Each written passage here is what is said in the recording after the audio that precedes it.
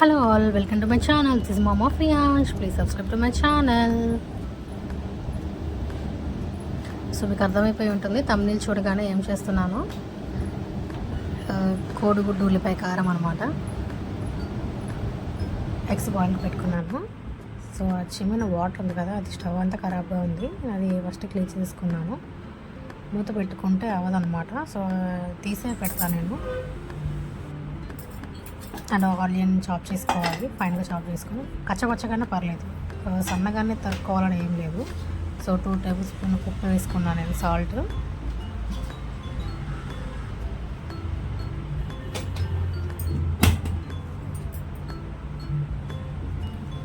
Table spoon salt and 1 table spoon కారం సరిపోతుంది నాకు. పిల్లలు ఉన్నవాళ్ళు కొంచెం తగ్గించి వేసుకోండి. 2 ఎగ్స్ తీసుకున్నా కాబట్టి నేను 2 ఉల్లిపాయలు కోసుకున్నాను. మీరు 3 తీసుకుంటే 3 కోసుకోండి. ఉల్లిపాయ సైజుని బట్టి కట్ చేసుకోండి. దాన్ని పప్పు గుత్తి ఇలా దంచుకోవాలి. ఆ ఉల్లిపాయ ఫ్లేవర్ అనేది పచ్చిమిర్చి సాల్ట్ వేసాను కదా, అది అంతా పట్టాలని చెప్పి నేను అట్లా ఎంచుకుంటున్నాను. ఉల్లిపాయ ఫ్లేవర్ తీయాలి దాంట్లోకి, అందుకని అలా ఎంచుకుంటున్నాను.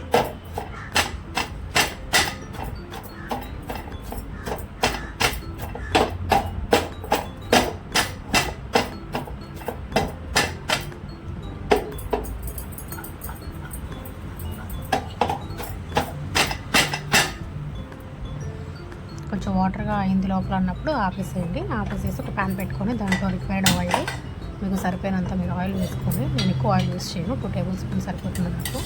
ఒక 2 గంటలు సరిపోతుంది నాకున్న ఆ గరిటెకి.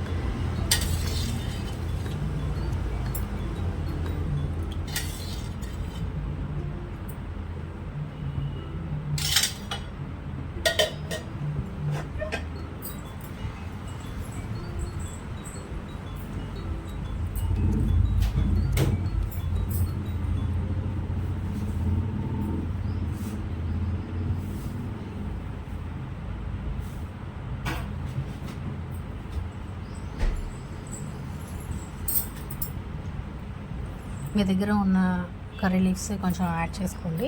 పచ్చిమిర్చి కూడా నేను యాడ్ చేసుకుంటున్నాను.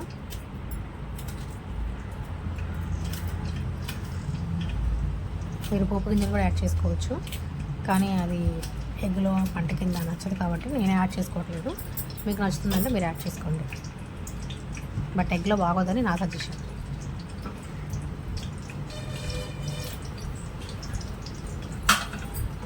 నేను కొంచెం వేడి అయ్యేలోపు ఆ బాయిల్ అయిన ఎగ్స్లో హాట్ వాటర్ వేసి కొంచెం కోల్డ్ వాటర్ వేసేసుకొని ఆ ఎగ్స్ని క్లీన్ ఆఫ్ చేసి పెట్టుకోవాలి.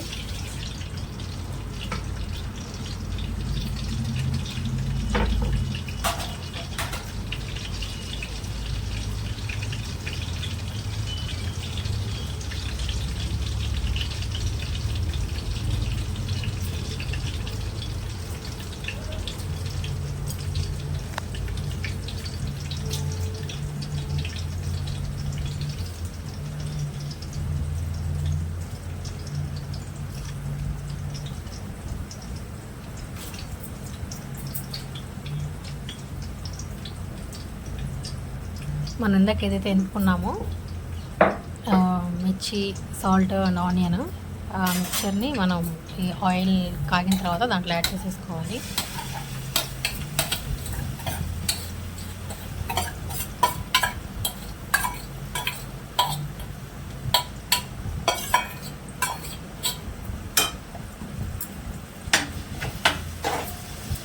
హై ఫ్లేమ్లో పెట్టుకోండి. హై ఫ్లేమ్లో పెట్టుకొని బాగా అవి ఫ్రై అయ్యేటట్టు చూడండి. ఎందుకంటే ఉల్లిపాయ పచ్చి వాసన ఉంటే బాగోదు. దట్టు అవి కారంలో నచ్చాం కాబట్టి స్మెల్ అస్సలు బాగుంటుంది అన్నమాట.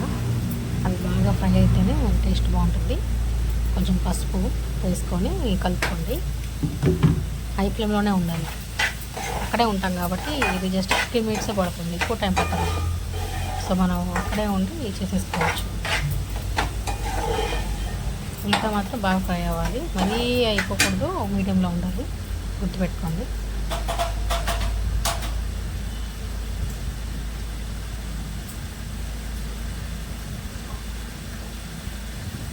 నేను ఉన్నంతసేపు హై ఫ్లేమ్లో ఉంది చూడండి. అది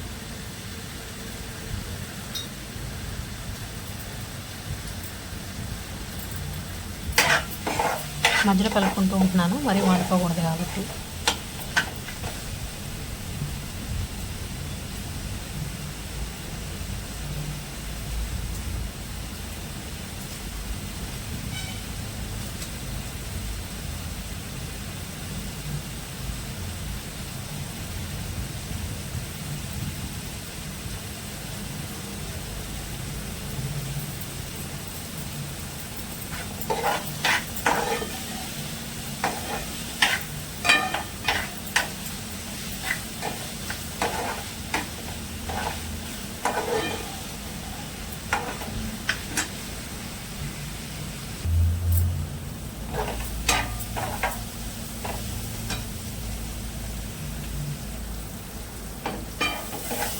ఇలా బాగా ఫ్రై చేస్తారా? ఇలా కొంచెం బాగా ఫ్రై అయిన తర్వాత ఒక నార్మల్ ఎగ్ని బ్రేక్ చేసి వేసుకోవాలి. బాయిల్డ్ కాకుండా నార్మల్ ఎగ్ ఉంటుంది కదా,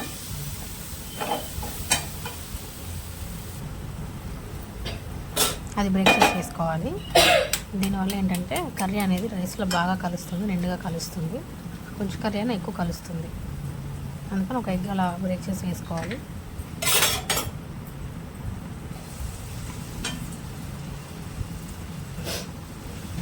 పచ్చిమిరపకాయ వరకు బాగా ఫ్రై అవ్వాలి. అది కూడా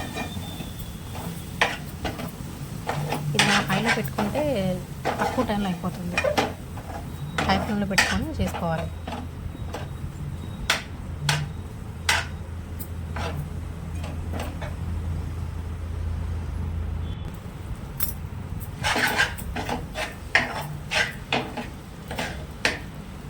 చూసారా, చక్కగా ఫ్రై అయిపోయింది.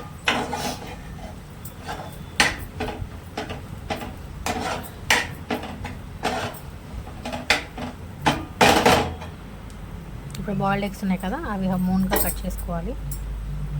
మిడిల్లో కట్ చేసుకుంటే 2 మూన్స్లా ఉంటాయి.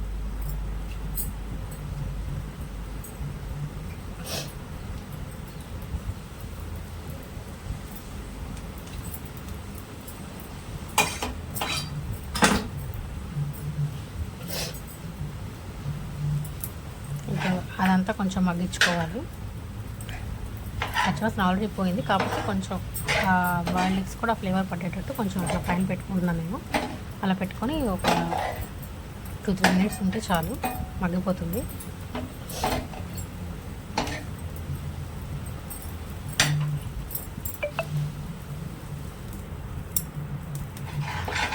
అయిపోయింది కర్రీ అనేది.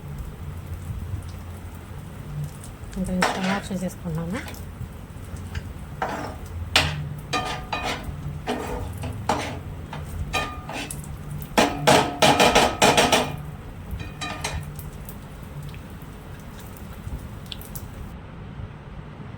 సో స్టవ్ ఆఫ్ చేశాను అనమాట. సో కర్రీ అనేది రెడీ అయిపోయింది. కొంచెం కొత్తిమీర ఉంటే మీరు పైన చల్లుకోండి, నా దగ్గర లేదు, నేను చల్లుకోలేదు. ఇది రైస్లో వేడివేడి అన్నాలో నంచుకొని తింటే చాలా బాగుంటుంది. బ్యాచిలర్స్ కూడా చాలా ఈజీగా చేసుకోవచ్చు దీన్ని. 50 మినిట్స్ కర్రీ మాత్రమే ఇది. ఇలాంటి క్విక్ రెసిపీస్ కోసం, చిన్న చిన్న రెసిపీస్ తొందరగా అయిపోయే వాటి కోసం నా ఛానల్ సబ్స్క్రైబ్ చేసుకోండి. నచ్చితే లైక్ చేయండి, షేర్ చేయండి. And thanks for watching.